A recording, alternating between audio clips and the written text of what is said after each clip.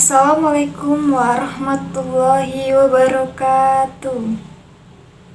Selamat pagi anak-anak. Ada pepatah mengatakan, tak kenal maka tak sayang. Maka dari itu, izin memperkenalkan diri. Perkenalkan, nama Ibu Endang Mulia Saputri.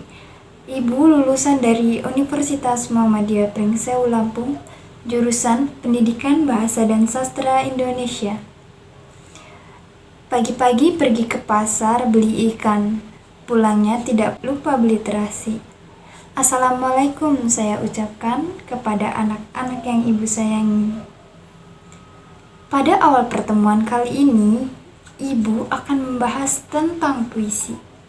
Di sini ada yang tahu apa itu puisi? Puisi adalah jenis karya sastra dalam bahasa yang biasanya terikat oleh rima, bait, syair maupun lirik. Kata-kata yang penuh makna dan syair yang indah dalam puisi. Ketika kita membaca maupun mendengarnya, kadang kita bisa terbawa perasaan. Puisi juga adalah karya sastra yang berisi tanggapan serta pendapat penyair mengenai berbagai hal. Pemikiran penyair ini kemudian dituangkan dengan menggunakan bahasa-bahasa yang apik serta memiliki struktur batin dan fisik khas penyair. Di dalam puisi dibagi menjadi dua jenis. Di sini ada yang tahu apa saja jenis puisi? Puisi terbagi menjadi dua, puisi lama dan puisi bebas atau disebut juga puisi modern. Puisi lama merupakan puisi yang terikat dengan peraturan-peraturan tertentu dalam penulisannya.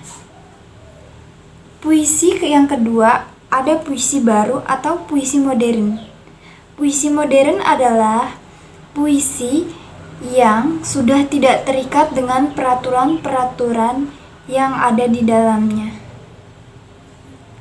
Puisi lama terbagi menjadi beberapa bagian. Yang pertama ada syair.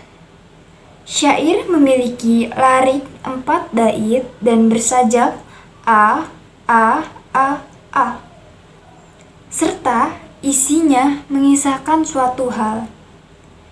Yang kedua, ada gurindam. Merupakan jenis puisi lama yang terdiri dari 2 baris. Berirama sama, isi baris pertama adalah sebab, sedangkan baris kedua berisi akibat. Kemudian, yang ketiga, ada mantra. Mantra merupakan jenis puisi yang diciptakan dalam kepercayaan animisme. Biasanya dibacakan dalam acara ritual, kebudayaan, serta menggunakan kata yang dapat menimbulkan efek bunyi magis. Yang terakhir ada talibun. Talibun terdiri dari sampiran dan isinya lebih dari 4 baris dan selalu genap. Contohnya 2 baris sampir dan 2 baris isi. Yang terakhir ada pantun. Pantun merupakan jenis puisi lama yang bersajak AB, AB, dengan setiap baris terdiri atas 4 baris. Jenis puisi yang kedua ada puisi bebas atau puisi modern. Puisi modern disebut juga puisi bebas karena tidak terikat oleh rima, jumlah baris, dan lain sebagainya. Jenis puisi modern ada 3. Di sini ada yang tahu apa saja? Yang pertama ada puisi naratif. Merupakan puisi yang digunakan untuk menyampaikan suatu cerita. Dibedakan lagi menjadi 3 jenis, yaitu epik, romansa, dan balada. Jenis puisi yang kedua ada puisi lirik, yang digunakan untuk mengungkapkan gagasan penyair. Dan yang terakhir ada puisi deskriptif, yaitu puisi yang mengemukakan pendapat serta kesan penyair. Dalam menyusun berbagai jenis puisi, harus memiliki kreativitas dalam diri serta cara menulis yang baik. Ciri-ciri puisi. Setiap hal pasti ada ciri-cirinya, begitu juga dengan puisi. Apa saja sih ciri-ciri puisi? Yang pertama, ciri-ciri puisi secara umum. 1. Menggunakan diksi, umumnya memiliki unsur yang indah yang merupakan diksi kiasan. Yang kedua, penggunaan diksi lebih memperhatikan rima serta persajakan agar menghasilkan bunyi yang indah. Yang ketiga, dalam penulisannya menggunakan bait-bait yang dimana di dalamnya terdiri dari beberapa baris. Yang keempat, pengungkapan alur, tokoh, dan sebagainya tidak begitu diperlihatkan. Yang terakhir, penggunaan diksi, majas cukup banyak. Ciri-ciri puisi lama. Yang pertama, gaya bahasa yang digunakan cenderung klise atau statis. Yang kedua, umumnya berasal dari sastra lisan yang disampaikan dari individu satu ke individu yang lain. Yang ketiga, penulis puisi cenderung tidak diketahui atau biasanya disebut juga dengan istilah anonim. Yang keempat, terpaku pada banyak rima, irama, baris, serta intonasi atau bunyi dari puisi itu sendiri. Yang ketiga, ada ciri-ciri puisi modern atau puisi bebas. Yang pertama, gaya bahasa yang digunakan dalam puisi modern memiliki sifat yang dinamis atau bisa dibilang tidak ada acuannya, sehingga dapat berubah-ubah. Yang kedua, umumnya puisi terdiri dari 2-4 baris dalam satu bait dan tidak begitu terpaku dengan akhirannya pada setiap barisnya. Biasanya, isi dari puisi modern tentang keresahan yang ada di dalam diri penulis itu sendiri.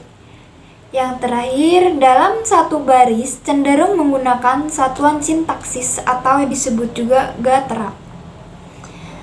Ayo, yang terakhir ada unsur puisi. Unsur puisi dibedakan menjadi 2. Yang pertama, unsur fisik dan unsur batin.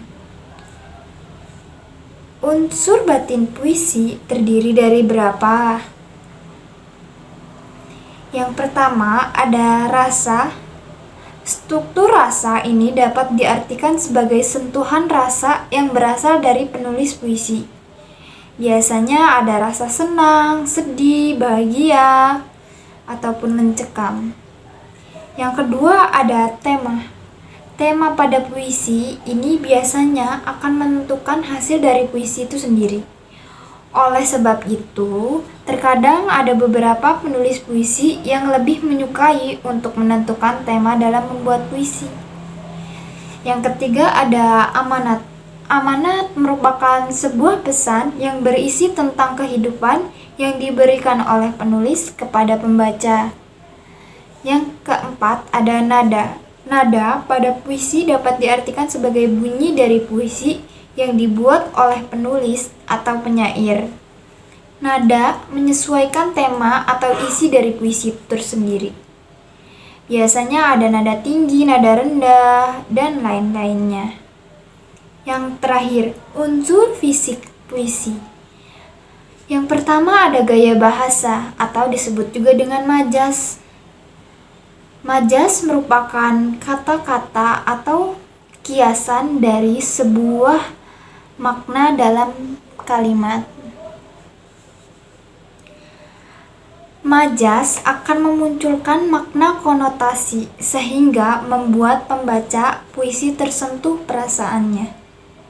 Yang kedua ada diksi atau pemilihan kata. Bahasa pada puisi sangatlah padan, sehingga setiap rangkaian katanya bisa memiliki makna tersendiri. Susunan kata pada puisi itu sering dikenal dengan istilah diksi. Yang ketiga ada tipografi. Puisi terdiri dari beberapa baris dalam satu barisnya. Kemudian, pada bagian akhirnya terkadang diberi tanda baca yang berbeda-beda, seperti tanda tanya, tanda seru, maupun tanda titik. Yang keempat ada rima. Rima pada puisi ini biasanya terletak pada bagian akhir pada puisi. Dengan adanya rima, bunyi puisi akan menjadi lebih indah. Yang kelima, kata konkret. Kata konkret merupakan kata-kata pada puisi yang bisa mengarah ke imajinasi pembaca. Oleh karena itu, setelah membaca puisi, bisa menghadirkan imaji bagi seseorang. Yang terakhir ada imaji. Ketika membaca puisi akan lebih tersentuh apabila menghubungkannya dengan indera manusia. Ada imaji visual, imaji suara, imaji penglihatan, dan sebagainya. Sekian materi yang Ibu sampaikan mengenai puisi. Di sini Ibu akan memberi tugas mengenai tentang membuat puisi tentang tema alam sekitar yang ada di sekitar kalian. Sekian materi yang Ibu berikan pada hari ini. Besok akan ada tugas untuk membuat puisi tentang alam sekitarmu, sehingga dapat menerapkan materi puisi pada hari ini. Itu saja Ibu cukupkan sampai di sini. Wassalamualaikum warahmatullahi wabarakatuh.